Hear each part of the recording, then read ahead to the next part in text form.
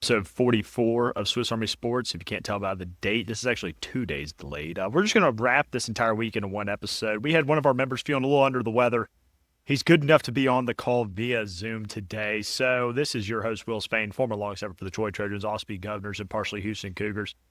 Fighting demons. He's fighting demons on the other end of the call here with some sort of illness he has picked up in the blue collar world. The man of electricity, former offensive lineman for the Hendrick College Warriors, Luke Wallman, and also via Houston, Texas, the man, the myth, the legend, former kicker for the Houston Christian Huskies and Troy Trojans, current nephew of the potentially mediocre Troy Trojan men's basketball coach, Scott Cross. I'm just kidding, guys. You know we're Troy boys through and through. I was just a little irritated about the performance last night, just slightly. Oh, me too. When you look at a team that has one win in conference, two total Division One wins, and you win by the fine margins that we won. Granted, we won away from home. Here's the thing about the we haven't done weeks, but we won a road game in the Sun Belt, so take it with take it with a grain of salt, but definitely would have liked to see a little bit more convincing performance from the Warriors. Considering we were 16.5-point favorites. All love to you, Coach Cross. So proud of our program. So proud of our university. We're kicking ass. I would say one thing. Yeah, go I think ahead. it's a little worse last year when they didn't cover the live 48.5-point spread against them. I just think that's a little bit worse, but yeah, Luke did have a bad beat trying to live bet by the way, this ULM team we watched in person. They are better this year. They have a whole new roster basically. But the ULM team we watched last year could have been the worst basketball team I've ever seen in person. We got our college basketball picks of the week recap from last weekend, February 13th to the 15th. Winter Olympics hockey recap, as well as our NASCAR Daytona recap. That's how far behind we are. It's Thursday. College baseball picks of the week recap, and then we have our college basketball picks of the week for this weekend, February 20th to the 22nd. Mid-major games to watch, college baseball picks of the week. NASCAR Atlanta picks and preview, our Genesis Invitational picks and preview, and then who's hot and who's not. So let's just dive right into it, gentlemen. Picks of the week last week. It was a hell of a game in Ames, Iowa. Kansas and Darian Peterson not able to do enough or play enough minutes, depending on who you are, against the Iowa State Cyclones. It was a big win for Iowa State at home against the Kansas Jayhawks. I was the only one on the pod who had this one right. It was very satisfying to me. What y'all take away from this guy? I think this is a huge win for Iowa State at home. I mean, Kansas was coming in red hot. Iowa State maybe faltering a little bit over the past couple of weeks. I thought this was a real statement win for the Cyclones. Not only, after this, they ended up, going and beating the Houston Cougars this week. So, I mean, quite the stretch here for Iowa State. And, I mean, this is a team that's starting to get in a real good form heading into the tournament. Luke, what did you think about this Big 12 game? yeah, I was going to say, I think Iowa State's going to be able to push for that upper 2 seed, potentially with how Arizona's been faltering, and maybe if they get some luck on their side, they could potentially push for that 1 if they have a bunch of other teams lose. But I was kind of shocked. Kansas was playing really well, and this Iowa State team took care of business at home in one of the best home environments, I think, in the country. Chase, what did you think about this Iowa State-Kansas team? And what do you think about Iowa State's direction as a program right now and getting towards late February? Honestly, I want to pump the brakes a little bit. Everybody's going to be really high on them this week. They did win 2 home games. So I do want to put that out there. That is a great home environment to win games in. And the Houston game was by 3 points. Cougars probably should have put that one away. So I kind of put that on a home and away type thing. Houston struggled a little bit on the road, obviously, against Tech earlier in the year. So I still think that Houston team is still the best team in the Big 12. But this Iowa State team, after having a couple of weeks where they're kind of faltering, really put a statement that, hey, we're a really good basketball team. We're going to be here for March Madness, and we're going to make a deep run here in March. And, I mean, this is a team that I could see easily get into the Elite Eight. Like Luke said, for sure, a surefire 2 seed. Could definitely press to be a 1 seed. But, I mean, this is a really freaking good Iowa State team. So we're going to have to see what happens down the stretch. But I think this Iowa State team's here to stay. But I do think this says a little bit more about Kansas. Kansas was starting to get a lot of media attention over the last couple of weeks. Obviously with Darren Peterson's antics and his play, but obviously they've been playing well as a collective group, and Iowa State just came in and kind of shut them down. And they kept it somewhat close, but it was Iowa State's game to lose the entire game, and it just didn't seem like Kansas had enough to get over that little hump. And, they they've been struggling a little bit, but obviously they got back on track earlier in the week. But still, I mean, but overall, I think this Iowa State team made a massive statement with their last 2 games. Percent, and then we pivot ourselves now to the SEC. Kentucky versus Florida. Florida getting the win at home 92-83. Xavier Lee with 22 points for the Gators. This is a solid Kentucky team. This is a Kentucky team that I thought was pretty bad early on in SEC play. Really turned it up as they got towards the middle of the gauntlet and then has kind of started cooling off towards the end, although we know they own the Tennessee Vols. It really, it's going to matter how they play against these upper echelon of, not only SEC teams, but also, across the entire, NCAA Division I when it comes to tournament play. I thought this was really just, though, a statement home win for Florida. I mean, this is a Florida Gators team that is trying to, present themselves as a national title contender. And I thought they did a good job of doing that last Saturday against Kentucky with the 9-point win. Luke, what did you think about the Gators in the chase? Yeah, it seemed anytime Kentucky would go on a run, Florida would answer immediately right back with, like, say Kentucky goes on a 10-0 run, Florida would answer back with a 13-0 run. They just, like, kept extending that lead, and then they just kept them at arm's length from, like, 10 to 15 points the whole game. They dominated the glass like we kind of all expected, but it was a dominant win from Florida. And Florida's going to be a very tough out with their size, and if their guards play pretty well in the tournament, it's going to be very interesting to see who they draw. I'm really high on this Florida team. I actually thought Kentucky has played well over the course of SEC play. I mean, they're in the top, I'd say top two to three best teams in the SEC. Maybe that 4th spot right now. But I think this Kentucky team is talented. I just think this Florida team is playing the basketball we thought that they would play all season. They have the best front court in the country with Hawk and Condon. Their center is really good too. What's his name? You guys remember the center's name? Anyways, he's an absolute beast. Then Xavier Lee has played a lot better down the stretch. Boogie Flans seem to be picking it up. I mean, they're getting some solid bench help too. So this team has really grown up as the season's gone on. And I think this Florida team has a real opportunity to go back to back. I mean, and maybe I'm jumping the gun here a little bit because the SEC I'm is a little down, but I think you are jumping the gun just a little bit on that. Maybe a little bit, but they're a damn good team. It's also Chimilou is the center. Chimilou, I didn't know how to pronounce it, but Chimilou, Chimilou has been an absolute dog. I mean, Hawk Condon and Chimilou is, I mean, it's ridiculous. But Will, as you know well better than anybody that shooting can, like, obviously shooting does affect you in March, but you have to be able to rebound the ball, and especially if you can get offensive boards, which this Florida team can. I mean, it just that second possessions every trip down. I mean, it just makes such a big difference. And this is the best rebounding team in the country.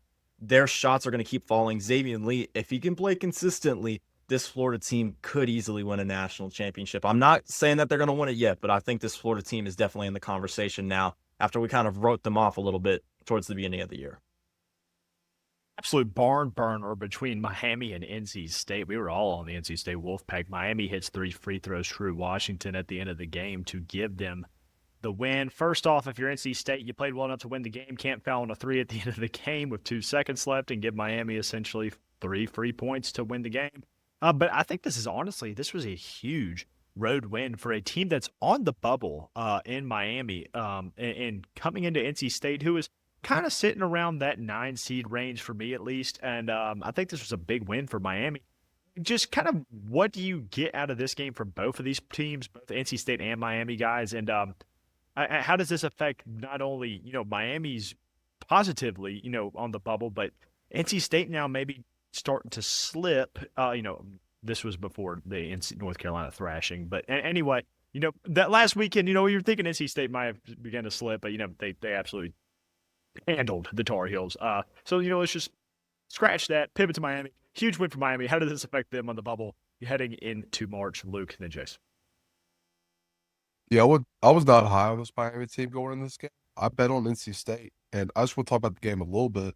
NC State was covering 7.5 with 1.5 minutes left, and they lost. That is an ultimate choke job, but that kind of shows the grit of this Miami team. And they have their first-year head coach as the Duke assistant that was there for a while, and he's done a great job with this program. I mean, it's going to be very interesting to see if they can just I think they have to play like a Clemson left, if I'm not mistaken. They still have one good, like they don't I think not so. like Duke good, but they have to play like some other solid ACC team, which is going to be another big test to see if they're really a tournament team. So I'm kind of interested to see how this Miami team will finish out the year.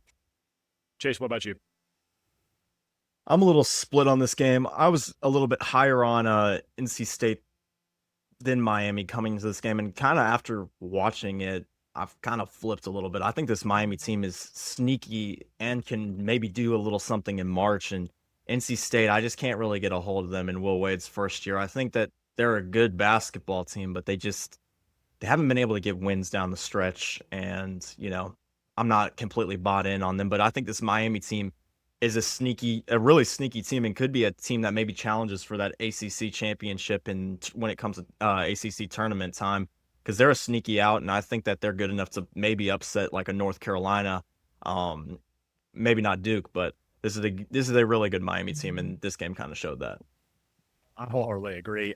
In the A-Sun, we had a 6-point win for Queens University in Charlotte over Lipscomb. That was a big matchup in the A-Sun for around like the 2 seed mark, especially with Austin Peay down in North Florida right now. And then we pivoted to the Ivy League. And man, I thought Harvard had this one, but Yale ekes it out by 1 point in overtime to get the split with the series in the game on the hardwood floor. I thought this was an absolutely exhilarating Ivy League basketball game, and neither of these two teams, if they were to make the NCAA tournament, could truly pose a threat in the first round. But let's go to the West Coast Conference, gentlemen. It was a battle of the West Coast Conference leaders, Gonzaga and Santa Clara. Gonzaga got the 94-86 win on the road. And after their performance last night with a 20-point win, essentially on the road against San Francisco, are the Zags back to where we kind of thought they would be, Luke and Chase? I don't know if they're back because, like, obviously the West Coast break it's got some solid teams, but it still is the West Coast. So I would need to see them go beat a St. Mary's team, like at St. Mary's, whenever they. I think that's the last game of the year, and I would be very comfortable saying, okay, they're possibly back. But even for in that Santa Clara game, their two white guys they have did not play very well. And I mean, obviously Ike played good, but it's just going to be very interesting because you have Ike. Who else is going to contribute? Because I've only watched Gonzaga like a handful of times. And Ike is always going to get you 20 and 10. It's just who else, in my eyes, is going to put up numbers. And it's going to be interesting because if they can beat St. Mary's, I'd say they're back. If not, then I don't think they're back. Chase, what about you? I don't know if Gonzaga ever left. I mean, Thank they you. always have. I agree. I knew what Luke's They always take was drop the one Celtics, but I one agree. game every year, so I wouldn't say that they ever left. I don't know if this is a national championship Gonzaga team. I mean, they're very talented, no question about it. I don't know if this is the year for a Gonzaga national title, but they're still the best team in the West Coast Conference. They're still the best quote mid-major, even though we kind of classify them as a super mid-major in basketball. But you know, I fully expected them to go in there and dominate Santa Clara. They'll beat St. Mary's. They'll win the West Coast Conference. They'll come into the tournament as a high seed, and we'll see what they can do from there. But I think this Gonzaga team is extremely talented, and I mean, I would be hard pressed to find maybe 10 teams that are even better than Gonzaga right now. So I fully expect them to be just fine when March rolls around. Yeah, I wholeheartedly agree. I mean, I think this Gonzaga team is extremely talented. Obviously, I'm a little bit biased, but Mark Few is one hell of a coach, up there with the Kelvin Sampson, Bill Self kind of ranks. I mean, even Coach K for Duke. He just needs that national championship. Now, will this year be the year? I don't know. I mean, I can look at this as a fan and be like, man, I don't know. I do know that Graham Ike is special. I mean, that dude can hoop. He has range with his shot. I'm really impressed with Ike. I think he will transition well to the NBA game. But I am interested to see how that last game against St. Mary's goes. Y'all know that's a really tough rivalry series in the WCC. I just think if Gonzaga can win that, run the table in the tournament, they'll have enough momentum to make a deep run in March. Let's talk about another mid-major conference that's pretty big, the Missouri Valley Conference. And this was a pretty marquee matchup in the Missouri Valley Conference between Belmont on the road and Murray State. Two schools very close to each other, Nashville and Murray, Kentucky.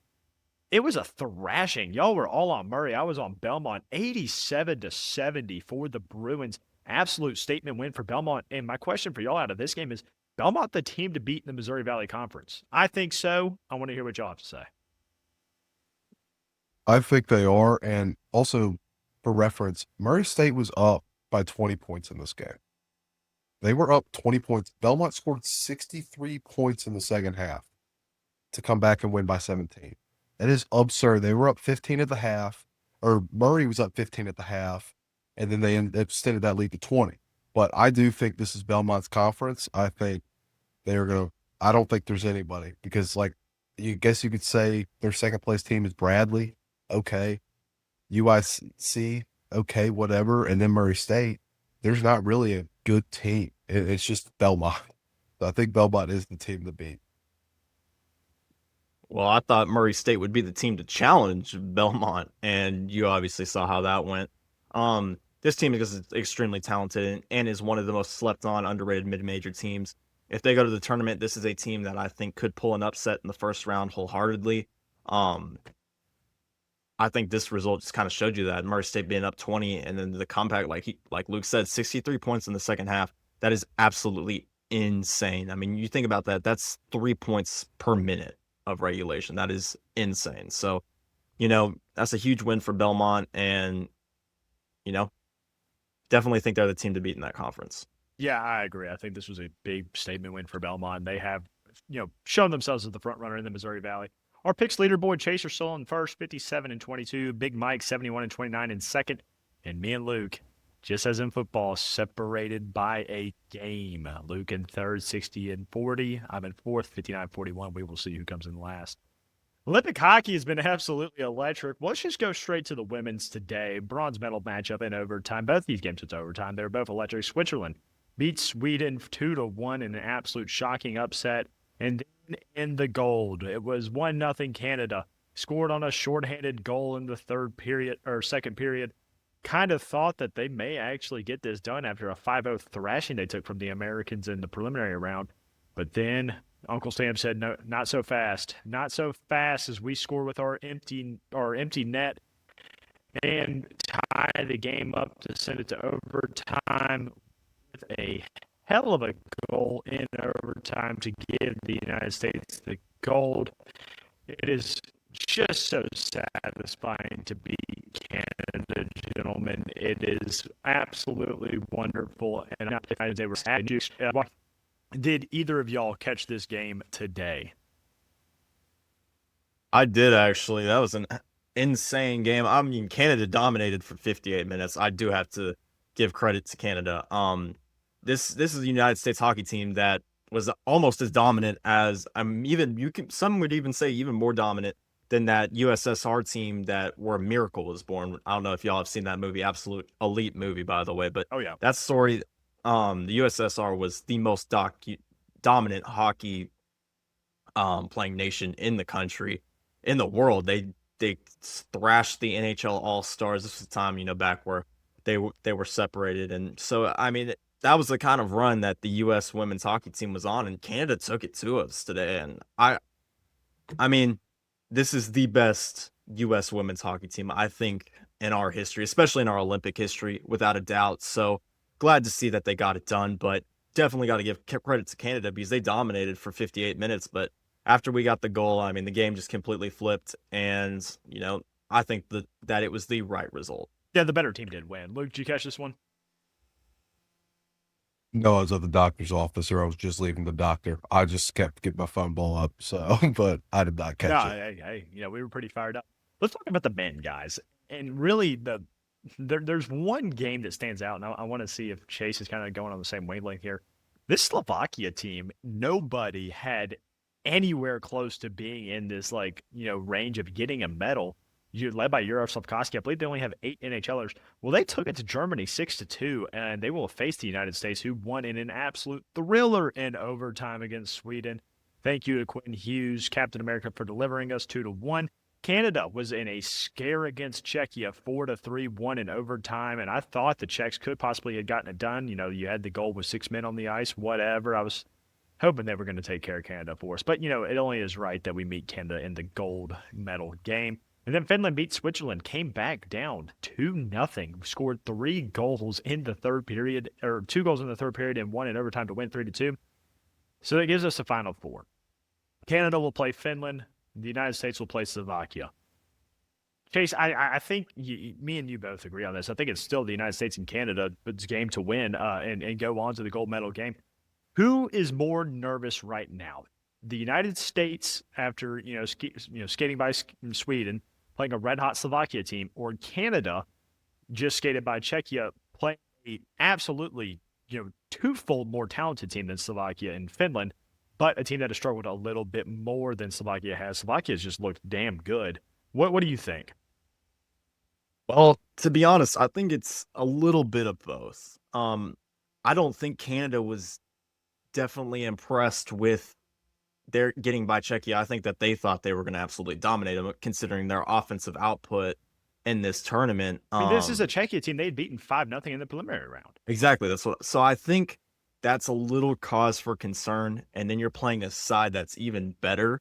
So I would like to say that, Canada's a little bit more nervous, but the way the U.S. was unable to find offense against Sweden, I think probably concerns them a little bit more. Granted, when we got to overtime, Quinn Hughes was just absolutely took over the game and won it for the U.S. But I think just the absence of goals in that game for the United States, and granted, Sweden defended well, their goalkeeper played great, but at the same time, like, this is a loaded American roster. Like, you should be able to find some goals in there.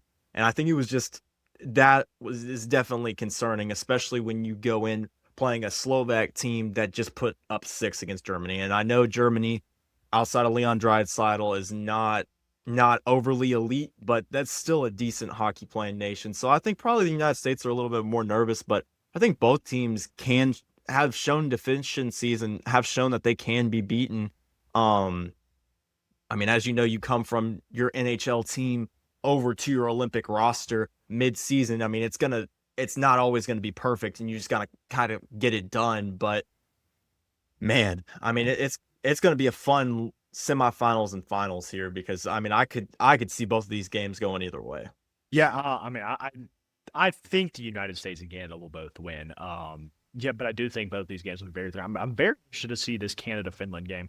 I mean, obviously, I'm excited to see the United States play Slovakia, and I'm very nervous about it. But I'm really interested to see how Canada responds, because Canada really probably should have lost that game. I mean, the United States was up 1-0 up until a empty netter goal, just like we had in the women's game today. But we kind of felt like we were in control of that game. Sweden was kind of doing that park the bus, soccer mentality of they were just kind of playing in the O zone. They would get a shot off every once in a while, and they were really just trying to hamper down the back check. And I thought the United States' inability to put it in the net was a little bit concerning. But, on paper, you look at Slovakia, you should take care of Slovakia.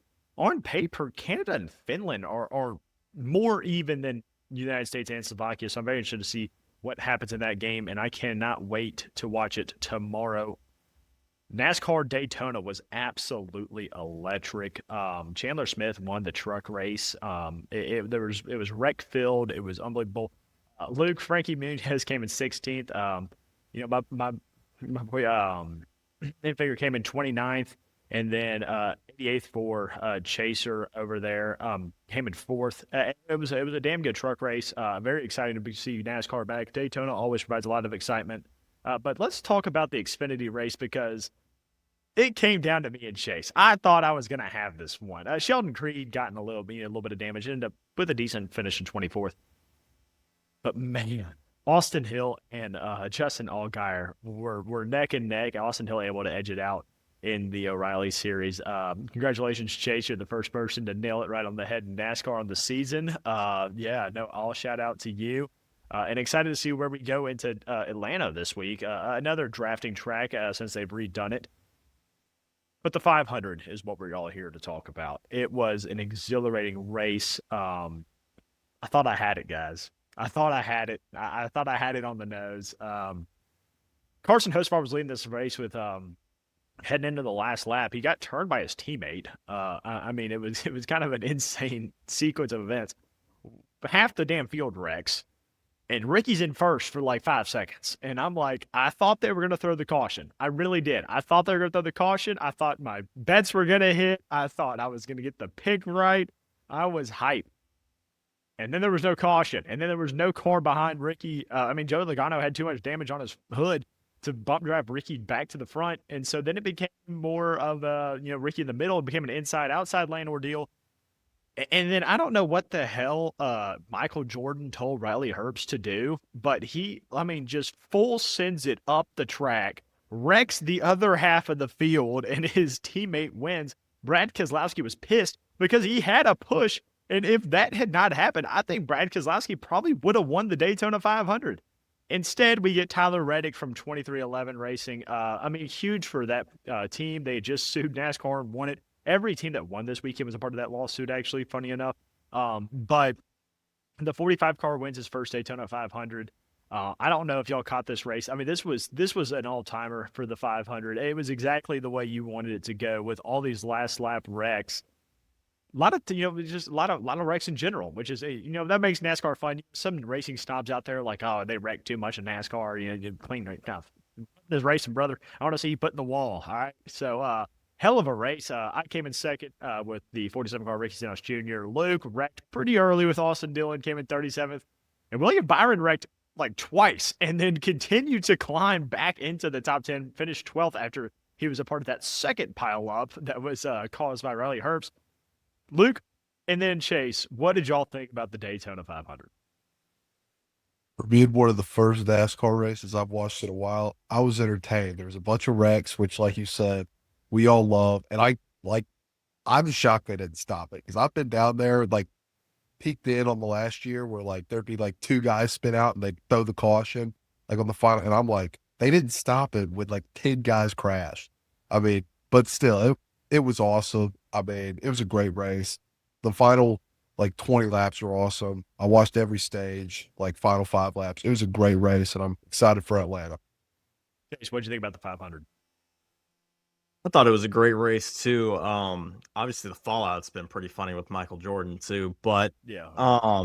just the last lap crash. I mean, they showed an aerial view of that crash. I mean, the pileup was just absolutely insane. Kind of looked like something out of a Cars movie or something like that. I mean, it was absolutely wild, but overall just a really good race. And happy for Reddick and happy for Michael Jordan finally getting the big one. So Yeah, it was. It was for his first 500 for 23XI Racing.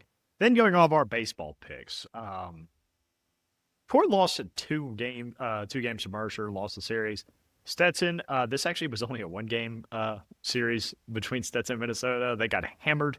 West Virginia took care of business in Georgia Southern, who I did not know actually has a really good baseball program. They are ass, okay? They are terrible. They lost 25-1 to Georgia Tech in the midweek. That was a pretty brutal stretch for Georgia Southern. Texas A&M dominated Tennessee Tech. Tulane got 2 of 3 games against Loyola Marymount. Austin P and UNLV split a 4-game series. I didn't think I'd have to throw the yellow out here. I did. The 2-2. I thought that was kind of wild. And then Hawaii got the job done against Gonzaga. Absolutely electric first week of college baseball, guys. I don't know if y'all agree. I'm excited to see more. What are your takeaways from week 1 of college baseball? I wanted to say about Hawaii. Hawaii, their stadium was packed out when I was No, they watching show that up for Gonzaga baseball, game, which is which I was weird. like, hell yeah. It was packed in that game. You had little kids throwing balls around like that grass area out in like the outfield. And there were a bunch of upsets this week too. UCLA lost, the number 1 team in the country. Southern Miss, I think, lost in a series. And then like A&M thrashed Tennessee Tech. Absolutely thrashed. So I'd say all around, it's a great week of college baseball. Jason, did you get to watch any baseball this weekend? I did a little bit. Overall, I thought Texas A&M played really good baseball this weekend. West Virginia, obviously, I know Georgia Southern. That was probably the biggest shock for me was how poor Georgia Yeah, I had Southern no has idea. been.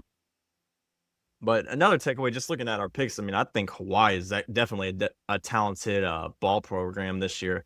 They looked really good, and then Tulane actually kind of surprised me, and they were very talented as well. So we'll have to see. And then obviously, disappointed with how our Troy boys have started the season, but they'll be fine. This is a good ball club, but Yeah, we'll they'll be fine. tough loss to Mississippi State.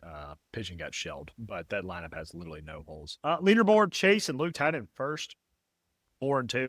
Michael at 3-3, and I am at 2-4. So let's just go into this week. Let's break some shit down. Let's quit going over last week. That happened feels like so long ago.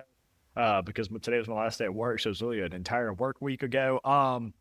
We've got an absolute banger of an A10 matchup, and I can't believe I couldn't get anybody to bite on VCU. We are all on St. Louis against the VCU Rams at home for St. Louis. Guys, this is a St. Louis team that just lost to Rhode Island on the road. First loss in the A10. They're not dropping back to back. VCU's a damn good team in the A10, but this St. Louis team is truly special in terms of the mid-major ranks. I've got the Billikens in this one. Luke, what do you think? And then Chase. I don't see St. Louis dropping back to back after they lost to Rhode Island, which I think was it at Rhode Island? Yeah, it was at Was Rhode it Island, on? on the road. Yeah, On the it's road. on the road. And St. Louis is a pretty solid basketball crowd. They really do like to turn out. And this is not the VCU team of old. VCU, granted, still a solid team, but this isn't the VCUs that's like top of your A10 running the A10. I think St. Louis is going to get a nice bounce back game this week. Chase, what do you think about the A10 matchup? Well, I'm going to start off by saying that I would have probably picked VCU if St. Louis hadn't lost earlier this week. I don't think St. Louis loses I'm on back the to same back. page. I'm on They're the too same good. page. I mean, I was gearing up to pick because I saw this on the schedule for this week, and I was like, oh, I'm picking VCU. And then they lost, and so it's like, well, I can't pick against St. Louis now because they were due to lose, but they're not going to lose back to back. They're too dang talented. Next up, we are heading to the Horizon League, I believe for the first time this year. We have Green Bay. No, Coach Gottlieb. He is suspended for his comments on the refs. Facing an Oakland team that's dropped 3 in a row. This is kind of a rivalry game in the Horizon League, so that's why I kind of threw it on there. And plus, they're very even on paper. We all went with the Oakland Grizzlies. Again, I'm trying to get y'all to bite on other teams, so we are all less in unison. But obviously on Swiss Army Sports, we are all extremely knowledgeable in sports. We have great ball knowledge, and we all think the same way, apparently. I think Oakland gets a nice home win here in the Horizon League. I think they're absolutely due for a win. I don't think they're that bad in the Horizon League, and I think Green Bay's going to struggle without the old podcaster at the helm. Chase or Luke, then Chase, what do y'all think about this Horizon League matchup? Yeah, no head coach is an issue. And so, especially with these mid-major schools, if you don't have your head coach, like you've got some like dude who's never probably coached a basketball game in his life at the Division I level, and I am not going to be able to count on that man to go into Oakland, which will be a pretty hostile environment. I think the Oakland students do show pretty They well do. They in the show up. basketball games. So it's going to be a hostile environment. I don't think he's going to be able to handle it. And home teams usually win in these type of mid-major matchups. So it's going to be Oakland. Jason, what do you think about Oakland and Green Bay? Well, I'm going to counter Luke a little bit. A lot of these assistant coaches do have some sort of head coaching experience. Obviously not at the Division I level, but I think they'll be fine from that aspect. But I think what gets Green Bay here is the fact that the travel is pretty strenuous, and two, I mean, mid-major playing on the road as a mid-major, it's so hard to win games. I mean, I'm gonna bring up Troy again. We saw last night going into Louisiana Monroe. It's just the Which, I travel. mean, anytime you have to stay in West Monroe, Louisiana, it's going to be tough. Oh, I it's mean, terrible. I mean, my cousin was sitting there hitting me. He's like outside of Troy, Alabama, the last place you want to travel to is, Monroe, Louisiana. So, I mean, it's a rough place to travel to. As you obviously know. So, I think that it's kind of the same thing. The budgets are usually smaller for these teams, and so they have to bus a lot of places. I don't know if you guys know that about mid majors. So just the travel aspect of it makes it really hard. Now, don't know if Green Bay is flying or busing, but totally busing. I mean, I'm just going to take an Well- educated guess there. yeah. So, we'll probably see what happens, but I think that the travel and then just the fact that they're playing away at a team that's pretty talented will kind of decide how this one goes. All right, let's talk about some power conference hoops, guys. Tennessee on the road, Vanderbilt. Tennessee rivalry game. We are all on the Commodores except for Luke. For whatever reason, he is they were down back and lost by 1. This Vandy team is really good. It just is, for whatever reason, sometimes they decide not to be good. And then they go, oh, okay, yeah, we got to win this basketball game now, and turn it up to like 110, and storm back and complete some of the craziest comebacks in college basketball history in both Oklahoma and Missouri. The Vols aren't good. I'm just going to put it out there. I don't think this Tennessee team's that good. I think this Vanderbilt team is solid, and they're at home. Give me the doors. Chase, you're with me. Vanderbilt gets this done. 100%. I'm in complete congruence with you. I think this Vanderbilt team is good. They faltered a little bit in SEC play, but this is still a talented team, and I just am not sold on this Tennessee team at all. Tennessee has not beaten really anybody super talented as of later in the year. So, we'll have to see what happens, but I don't think this Rick Barnes Tennessee team is legit, and I do think this Vanderbilt team's legit, and so I think Vanderbilt wins this rivalry game. Luke, why in the hell do you think Tennessee gets the job done here? I think Nate Ament, which we were talking about earlier, I thought he was going to be a bust. I didn't think he was going. He has been playing extremely good basketball as of late. And same with Jacob Gillespie, their point guard. He had 8 steals against Oklahoma. And, I get Oklahoma, but, outside Kentucky, Tennessee's been winning basketball games. I think they've only lost, they've won 5 out of the last 6, with that only loss being to Kentucky. And they've got a win over Bama. Granted, they've been beating the bottom teams of the SEC, but I do think they are stringing more wins together. And I think Nate Ament has a big game here because Vandy does struggle against size. And, I think Tennessee's just bigger than them. And I think that will kind of play into it, as Vandy will probably struggle a little bit. And I think Tennessee's going to get a big road win versus Vandy. We are all in agreement here on this next one, which is also equally surprising to me. The number 4 Arizona Wildcats, who are 24-2, head to Houston to play the Cougars, the number 2 team in the country. I think we're probably all thinking the same thing here. These are 2 of the best teams in the nation, not just the Big 12. Houston's not going to lose 2 games in a row, let alone at home. Give me the Cougars, and I just think big game by Kingston Flemings in this one. I'm thinking 25 plus. I think Arizona's going to struggle to cover him on the perimeter. Luke, and then Chase, why the Cougs? So what is Koa Pete playing? Do we know? Questionable at Okay. this moment. Yeah. I saw something that said he might not play. And even if he did play, I don't think it really matters because do they play twice this year? If they do, I think they split. I don't care. The home team will win this matchup no matter if they play twice or not, which is huge Big 12 implications. They do not play, this by is the way, again. This is for the 1 seed. And Arizona, granted, great basketball team, has kind of been able to hide behind that subpar Big 12 conference schedule and hadn't really had to go play some of these tougher teams. And when they have played the tougher teams, they've lost. So I think they're going to go into a hostile Houston environment, and they're not going to be able to pull it out.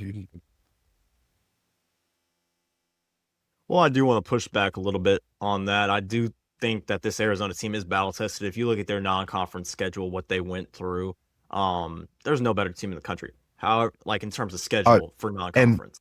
I do understand that, but most of their games they played, the Floridas, the neutral site. They have not had to go to a hostile. That's what I'm saying. No question. They haven't No question. gone to a hostile and they've struggled. So.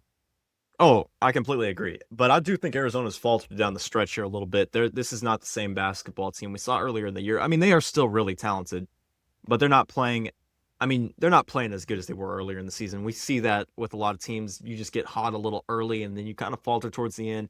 I still think this is a really good Arizona team, but I think this Houston team, this is the best Houston team, even better than last year. And I know that's kind of a contentious stake here in Houston, but me personally watching them play, I think that this team is better than last year. And it's all starts with Kingston Flemings, but Emmanuel Sharp is just as good. Tugler has been phenomenal for them this year. And Chris Nack has actually come on lately really well. I don't know if y'all watched him play, but he's looked really good for Houston as well. And they almost went into Ames, Iowa, and got a huge win against Iowa State. They lost by 3 points. Probably should have pulled that one out, but this is an elite Houston team.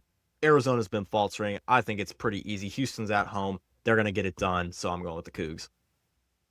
We are split 50-50 in the middle. Me and Michael on the home team in this SEC matchup. Luke and Chase on the road team. Texas, the Longhorns heads to Athens, Georgia to play the Bulldogs. This is the Georgia Bulldogs team that I cannot completely get a grasp on. They beat Kentucky on the road. They lose to Oklahoma. They have players. I mean, they have dudes. They have Jeremiah Wilkinson and they have Cyril on the interior. I think that's going to give Texas some trouble. This is honestly a red hot Texas team, but they only beat LSU by 3 at home. That was kind of a little bit of concern for me that they may start to cool off a little bit. Georgia does put on a good environment on for the home team in basketball. I think the Georgia Dogs are able to get this one done at home, strictly due to just superior interior play. If Cyril can stay out of foul trouble, Michael agrees with me. Luke, then Chase, why Texas? And this would be a huge win for the Longhorns. Yeah, I think with both of these teams, this is such a toss-up because one game, you get the best version. They're super inconsistent for both of them. I just think Texas is playing better as of late, and that is why I'm going to take them to go beat Georgia. Chase. I agree, but if you look at their prior matchup, yes, it was in Austin, but Texas absolutely dominated that game, and I think it was 20-plus points. So there is something to be said for that. Granted, Georgia didn't play that well on the road, but still, I mean, I think this Texas team has been red hot in SEC play after struggling a little bit in non-conference. And they're rolling. They're looking like a tournament team. So I think Texas goes into Georgia and gets it done. And I don't know if it's convincing. I think it'll be probably close, but I think Texas will eke it out late. Neutral site game on Saturday night between the Big Blue of Michigan, again, the Duke Blue Devils in Washington, D.C. The producer and Chase are on the Big Blue, and I said, not so fast. This team cannot defend the three. And what does Duke do? Well, they shoot the three ball pretty damn well. I think the Duke Blue Devils are able to out-perimeter the Michigan Wolverines, and they cause turnovers for Michigan. I just have been seeing a lot about Michigan struggling on three-point defense and offensively with turnovers. Give me the Duke Blue Devils on a huge neutral site win and cements themselves as a 1 seed in the NCAA tournament. Luke, this is your ride or die. Why are you getting it done against Duke? Because if you look at who's Duke, granted, Duke's a great team, but whenever they've played somebody that has been able to have a guy that guard Cameron Boozer, they've struggled. North Carolina, Texas Tech, both games they lost. I mean, Michigan's got size. Morris Johnson's going to be a great matchup for Cameron Boozer. He's an athletic 6'9" big. He's going to be able to guard him. And I think they might be able to kind of just bully them with their size on the perimeter because you're going to have a 6'5" guy guarding Yaxel if they start their true starting five. So it's going to be interesting. And the only thing that does worry me about Michigan is, yes, they do turn the ball over. Also, they're 7th in three-point defense. They're the best defense in the country efficiency-wise on KenPom. So maybe I'm tripping, yeah. Look, dude, I was just watching TikToks today, and they wholeheartedly convinced me on Duke. Oh, the turnovers are definitely an issue because Ellie Cadeau is either no turnovers, 10 assists, or he has 10 turnovers, 2 assists. So it's going to really just rely on good guard play. I mean, LJ Kaysen, if y'all watched from John Rothstein's video, best backup point guard in America, he's been coming along. They just went to Mackey, controlled that whole game, was 20-something at the half. So I think Michigan's going to get a statement win and try to cement themselves as the number 1 seed in this tournament if they can win the Big Ten. Nice. Well, I kind of thought they would overlook Purdue, looking ahead to this one because, I mean, this is for the number 1 seed in the tournament in March. I mean, this is a game that if either team loses it, I don't know if it necessarily will bump them out of a 1 seed, but it definitely could. This is a team, this is late in the season now where the committee will start looking at this game as maybe a seeding system for March. And so both teams are going to want to win and make a statement that, hey, we're national title contenders. What ultimately made the decision for me is Michigan came in and absolutely dominated Purdue, and the fact that I think this Michigan team is the best team in the country. Them and Houston are my 1A, 1B, but I've been extremely impressed with Michigan this year. They have size, they can score, they can defend. Outside of the turnovers, this team is pretty complete and is one of the best in college basketball. And I think, Duke plays in a lot easier conference than the Big Ten. And if you look at what Michigan's kind of done against the Big Ten, and they've beaten a lot of really good teams in the Big Ten versus what Duke's done in the ACC, you're kind of like, well, this Michigan team has quite a dang resume. So I can't look away from that. I think this game is going to be really tight. It's going to be awesome. I'm so glad they are scheduling these out-of-conference games towards the end of the season. It's just this is an awesome matchup between two teams that could potentially be Final Four teams. So I'm really excited to watch this weekend. And And then I we want were to add oh, one go more. ahead. I Yeah, want. I no, want to add one please more go thing ahead, because Mr. Big Blue. I have it at home a little bit. Michigan would still be in first if every 10-point win in the Big Ten was a win, and every win they've won under 10 points is a loss. They'd still be first in the Big Ten. They're blowing people out. It's amazing. So yeah, just want to add a little fun fact. Yeah, I'm as convinced as ever. Duke by 10. Um, we were all at Iowa State on the road against BYU. I kind of just thought we'd trip this one up. I just don't think BYU's that good, guys. I mean, they keep it close against good teams. I think we're going to have the exact same story over and over again this week against Iowa State. Saw it against Arizona. So we are all on the Cyclones. And that concludes our college basketball picks for the week. Mid-major games to watch. I'm taking us to the Ohio Valley Conference. All right, we have our two top teams, other than UT Martin playing. SIUE against Tennessee State. This is a huge, huge game because it kind of like the Sun Belt, or I think the Sun Belt went away from it this year. But they that gauntlet format in terms of their conference tournament, you have to the 5A play and the 6-7 play in the OVC. The winners then play the 4 and the 3, and then the winners of that play the 1 and the 2. So it is a crucial difference between a 4 seed, a 2 seed in terms of your odds of getting to the NCAA tournament because statistically, the less games you play, the bigger of a chance you have to win. And I think this is honestly a much better Tennessee State team than we have ever seen in the past. And then this SIU team that has really just been scrappy and keeping games close all year and found ways to win, especially against front runners in the conference like UT Martin. Very excited to watch this one on Saturday. Luke, you're representing with me with the HBCUs. Talk to me about AMU and Bethune-Cookman. Got to give the SWAC some love. I mean, who wants to play Duke, Michigan, Arizona, Houston in the first round? These are the two teams you got to watch out for. Alabama A&M is going to Bethune-Cookman. It's the two top teams in the SWAC, with Bethune-Cookman being 10-3, Alabama A&M being 8-5. I mean, Bethune-Cookman's kind of got a dude who's averaging 18 points on 50% shooting from the field. He also leads them in rebounds with only 5 a game, which I thought was extremely low. But I mean, I'm I don't know nothing about these two teams. I'm just kind of gonna pay attention just to see. Hell, conference tournament, you can make some money on some of these like HBCU teams where they go beat up on some crappy team that's in the 360s in the Ken Pom, but they're in like the 280s. So I think Bethune Cookman's probably gonna win this one.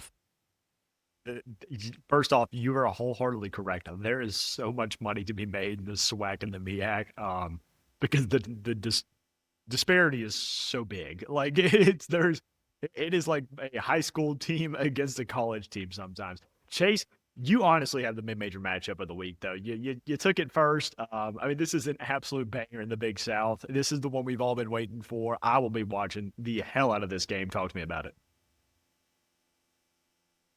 My mic was muted, my fault. But this is the best mid-major matchup this week, This easily could be the without a best shadow of mid-major matchup of the season. could be. High Point has been absolutely phenomenal this season in the Big South, sitting there at 24-4.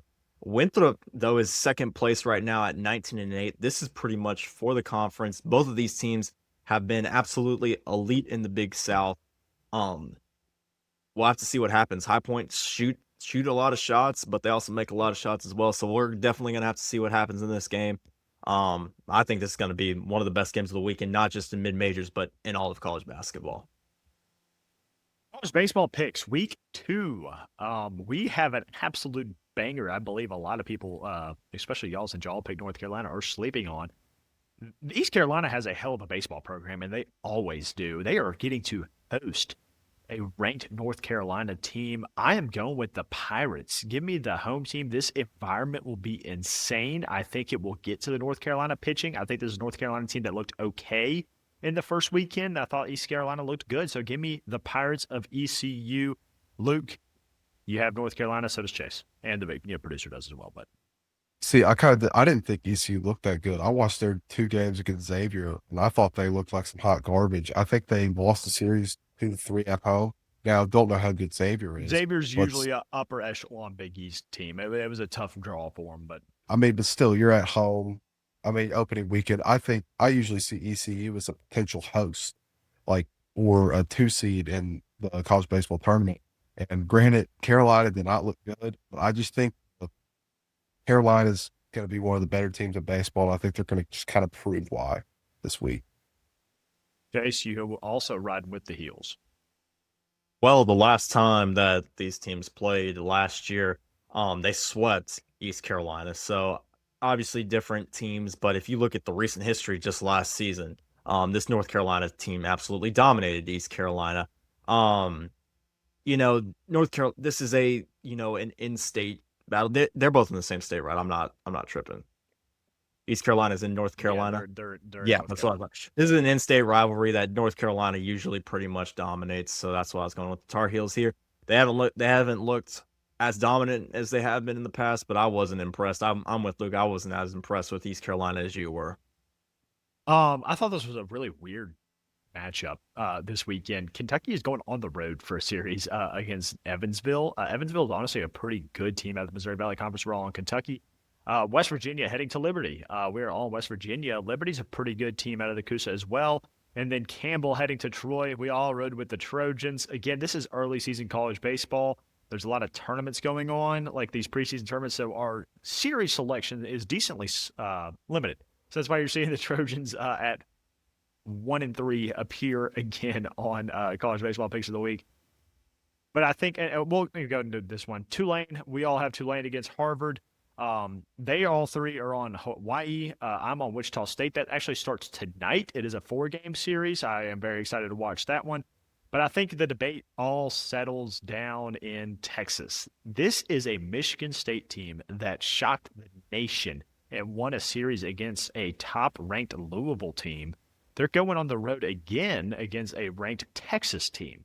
I think that Texas can be able to get the job done. I think it's a damn good Texas baseball team. I think the SEC is a completely different level than the ACC.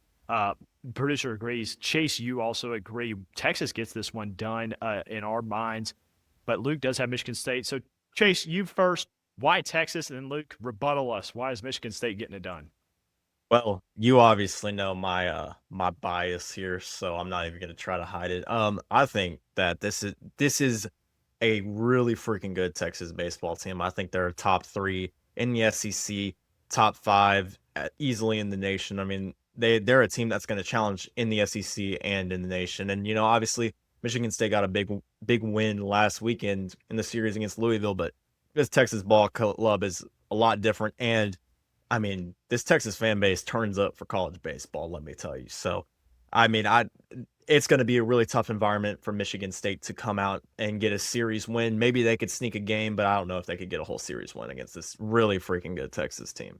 Luke, you're drinking the Kool-Aid. You're like Michigan State is one of the best teams in college baseball. They went on the road and beat Louisville. Why are you picking them against Texas? I am not drinking the Kool-Aid. I looked at this and me and Chase had all the same picks. And I'm like, okay, it's either Michigan State or ECU.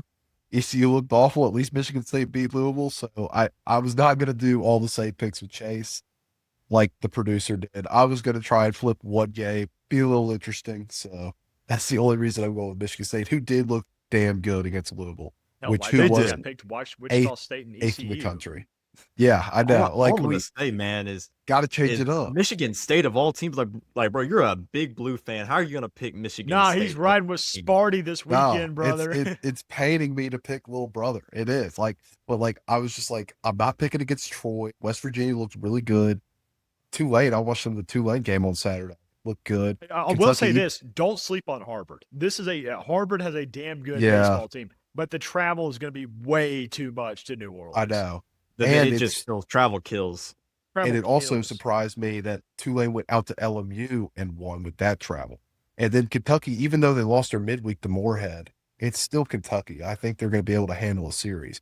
So I was just like, I guess I'll take little brother with Michigan State versus Texas. Maybe I do think they might be able to squeak out a game, maybe, but probably I do not. I too. think they'll probably get swept. But it'll be interesting to see if we get this. NASCAR heads to Atlanta. Another absolutely exciting track this weekend. Starting off on Friday night. Actually, this may be a doubleheader on Saturday. Let me fact check myself. Anyway, we have the FR8 Racing 208. This is one of the rare NASCAR events that does not end in a 0 or a 5 when it comes to the mileage. That's because it's a 1.5 miles at Atlanta. We are, I just want to fact check myself on this. Yes, it is a Saturday doubleheader between the trucks and Xfinity. We have another star-studded lineup for this trucks race. Carson Hocevar is racing, Kyle Busch is racing, Ricky Stenhouse Jr. is racing, John Hunter Nemechek is racing, as well as your Truck Series regulars. Ricky Stenhouse really performed well at Atlanta last year in the Cup car. Finished 6th. Honestly, had a chance to win it. Kind of got pushed back, and it is another drafting track like Atlanta. A little bit more tighter quarters too, so the wrecks are actually atrocious. They are bad. They take out the entire field. But I am excited for this track this weekend. I think Ricky Stenhouse gets himself his first ever truck win with Nice Motorsports at the 45 at Atlanta. He ran well here ever since they redid the track. Give me Ricky Stenhouse Jr. Chase, I want to go to you first because you're also picking a Cup Series regular to win the truck race this week. And it's a sensible one because he always runs well in the trucks. Well, Kyle Busch is one of the best truck drivers, that is on the Cup race. I think he could be arguably the best one. But he also has a lot of success at Atlanta. I believe he has 7 or 8 victories there with the trucks as well. So, I mean, when you get as talented of a driver down in the trucks like this, I mean, I think he's going to do pretty well this weekend. So he's my pick to win it. Luke, you're going with the 17.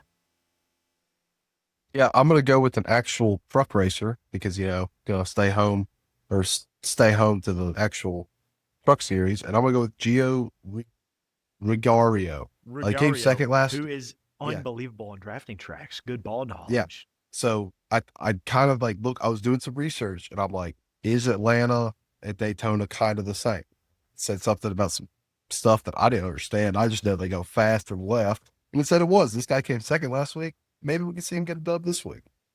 He has an average finishing position of 1.8 on drafting tracks in the trucks. He is either in first or second. It is unbelievable. Hell of a pick for someone who absolutely did not know that stat. He tweeted that stat himself, by the way, on Twitter. So I just thought that was that's funny. aura. That's aura. We head down to the O'Reilly series, and me and Chase said, why not run it back? Justin Allgaier is going to win at Atlanta. He hasn't won here in 4 years. That belongs to Chase's driver, Austin Hill, who's won it 3 years in a row. You're not winning it for a 4th year in a row. Get the hell out of here. The Bennett Transportation and Logistics 250. Give me Justin Allgaier in the Junior Motorsports 7 car. Chase, you're running it back with the 21. He won last week at Daytona. Why not? He's won 3 years in a row. His confidence high. He just won a race. He could easily win this week too. I mean, the vibes are high, confidence high. Who's a more confident driver in this field than Austin Hill? So, I mean, it was an easy pick for me. Luke? Yeah, I'm going with Blaine Perkins. He came 8th last week in Daytona, and this is kind of the similar strategy for my last pick. Daytona, Atlanta, similar tracks. So I'll pick a guy who did well in that and just hope for the best. And now we move to the Cups. This is going to be a very exciting race. I am really looking forward to it. Chase, I want to start out with you. You're going with the hometown hero with your pick. Yeah, I think Chase Elliott has been close in Atlanta a couple times. I mean, he's won it before, and he's had a lot of top 10 finishes as well. And honestly, I got to represent the namesake. I've loved Chase Elliott for a long time in NASCAR. He's always been one. Chase Elliott.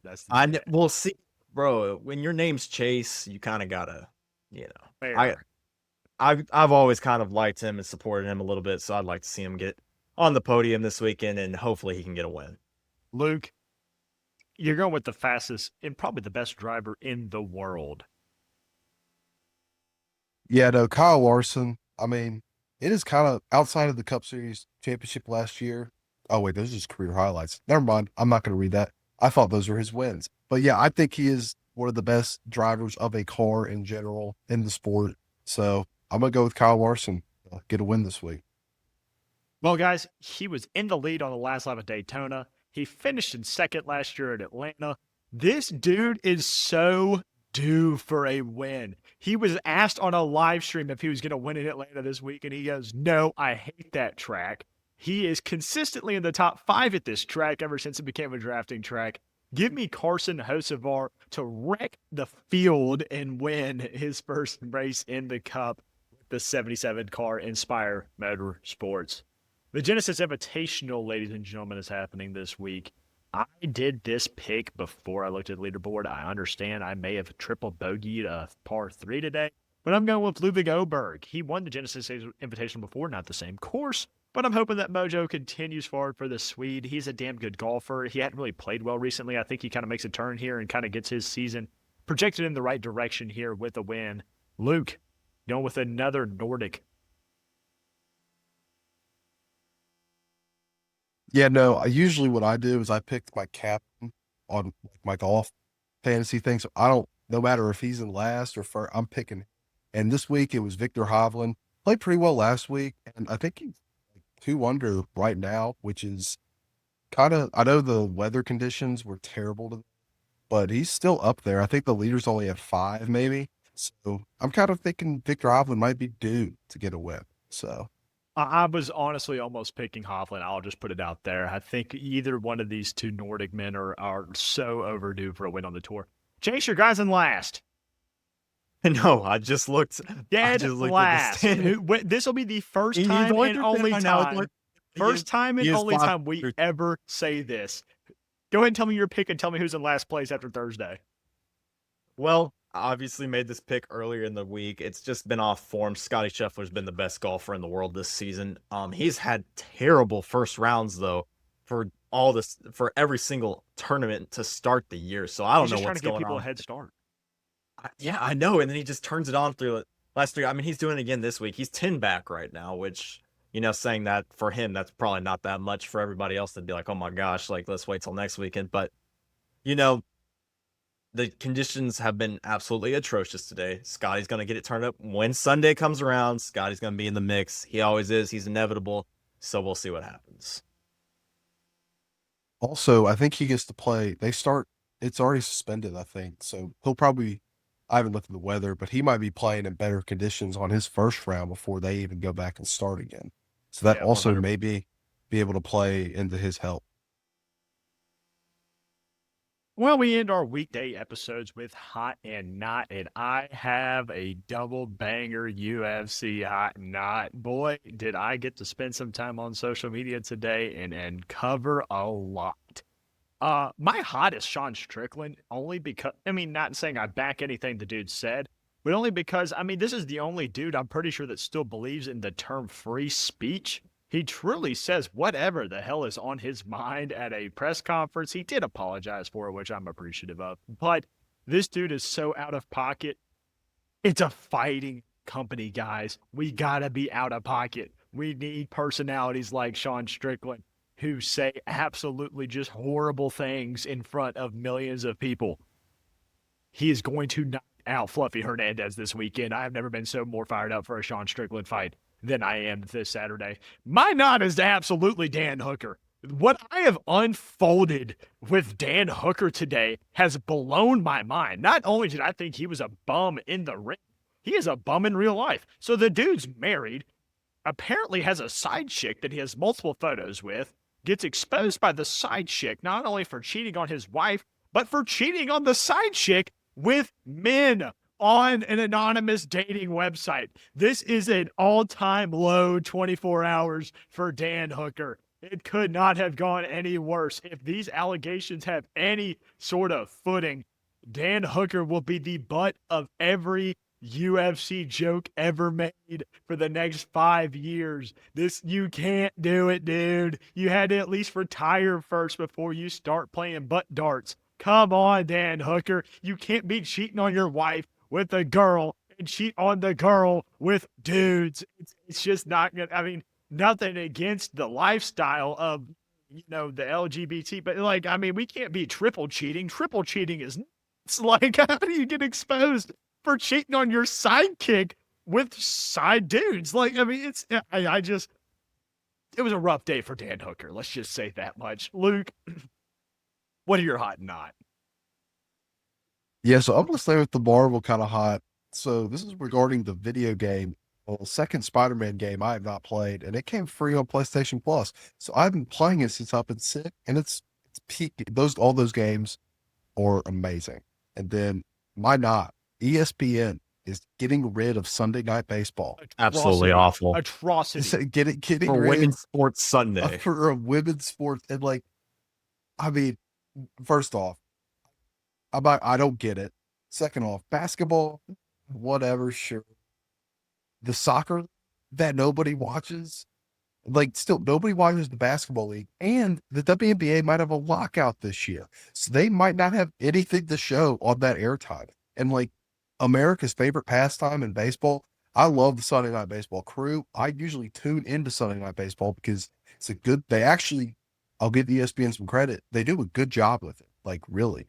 And I'm just kind of sad to see it go. And now I don't know what to watch on Sundays besides golf and NASCAR. So It's all just about a turning left and going fast on go Sundays go now, fast, brother. I'll turn tell you left. what. Chase. Yeah, but it was a sad day. Yeah, it's a questionable move. I At least. agree. And no was disrespect to the women's sports, but like, I mean, We love women financially, here. we do. I mean, we're talking about women's hockey. I mean, there's no disrespect to the level of play. I will say, I mean, it's just how is this going to generate any sort of revenue? I mean, Sunday Night Baseball was a staple for ESPN. I just don't get the 35 move. years. Yeah, I don't get it. It just makes no sense. Why is this the thing you decided to axe? Chase, what? And Oh, go ahead. No, Luke, that finish it. and No, finish it off.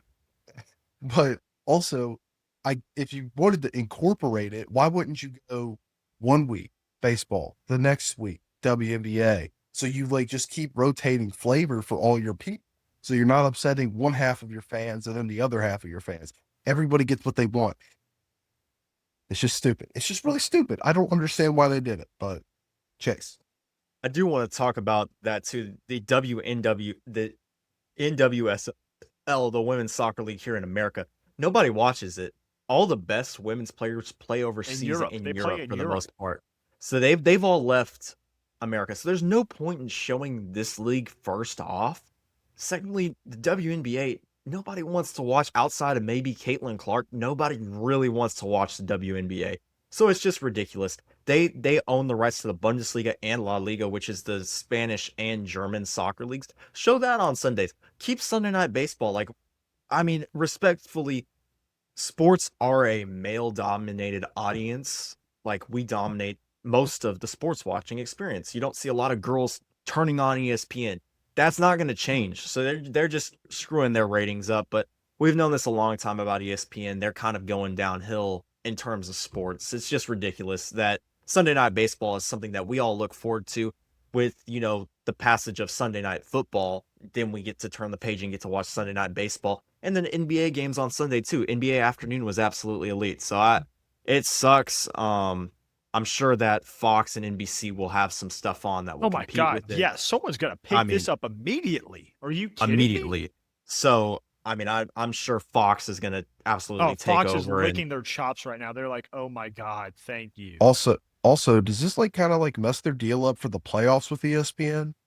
Sort of messes something up. Like, because there's no way they're cutting that, and they also get to keep all the The playoff MLB games. has to be furious right now. I know, like, I'm sure they'll get it's more money with the from Fox or viewership. something like that because it'll be a bidding war. I wouldn't be surprised if NBC with how I'm all about to they're say, trying to the do into NBC sports, covers or- sports the hey, best. They or have Prime. always covered it the best. Prime would make They're gonna sense. try to get on Prime baseball. is going to try and get some stuff, and like especially and since Prime too. Yep. they've shortened the game length, which has brought a bunch of people back to the game. I don't understand like why they cut it, but Chase, Well, what's your hot nod? Yeah, I mean, honestly, I wanted to put my nod as ESPN, but my nod is actually going to come from earlier in the week from Champions League. I don't know if y'all have kept up with Oh, it, I but saw this is this. a big deal. Big deal. Vinicius Jr. plays for Real Madrid and he's a pretty controversial left winger for them. Scores an absolute wonder goal, gets on top of the pole and starts doing a dance in front of the Benfica fans. And then Gianluca Prestiani, the left, I think he's a right winger or a right back for Benfica, covers his shirt up like this where you can't see his mouth and apparently called him a monkey 8 times. So, I mean, there's no room for that in the game. And then the fact that they they're all lying about it, and I mean, it's just a ridiculous scandal. Like it's one thing to have your opinions behind closed doors, but to do that out loud in front of a lot of, people of different races, it's not, that shouldn't be upheld. And especially Benfica, they're trying to cover it up and act like he didn't say anything. And there's a whole appeal process, but Kylian Mbappe, one of the best soccer players in the world, has really spoken out on this. So I'd imagine something happens, but so far there's been no suspension, nothing like that. And so pretty ridiculous. And the other knot, I had two knots this week, but Arsenal tied Wolves yesterday in the Premier that was League, brutal. absolutely bottling it, which honestly is a hot for me because, I mean, nobody wants to see Arsenal win, but drawing when you're up 2-0 against, they're the first team that has ever done this. They're in first place of the Premier League, up 2-0 against the last place team in the Premier League, and they draw with them. That's the first time that's ever happened. So if you're an Arsenal fan, you're in the mud right now. But my hot has honestly been the Winter Olympics. Again, I say this again, it's been absolutely awesome. NBC has done a phenomenal job covering it, like Will said. I've seen a bunch of new events that I've never seen before. Granted, I have paid a lot more attention to the Winter Olympics than I have in past years, but it has been so much fun to watch. I watched the biathlon yesterday, It's which such was an absolutely it's an electric sport. electric. I mean, skiing, shooting targets. I mean, it is so much fun to watch. It was the biathlon relay. So, I mean, it was awesome to watch. I mean, Norway's been absolutely taking Norway's this been Olympic by storm. I mean, trashing everybody they've else. as an American, a little bit disappointed in what we've done, but also I mean, our hockey teams are We playing just gotta great. win So hockey. That's all I care about. yeah, now. that's all that matters. So, I mean, it's been a great Olympics, super fun to watch. I wish it was a little bit longer like the Summer Olympics because it feels like we're not getting enough. Like, I would love to see it go on another week, and it's kind of sad that it's going to be over after this week. So, definitely really enjoying the Olympics. Yeah, So. look, dude, I'm so ready for the NHL to be back. You have no idea. So it comes with a grain of salt. That'll do it for episode 44 of Swiss Army Sports until Monday when we recap all the events of the weekend.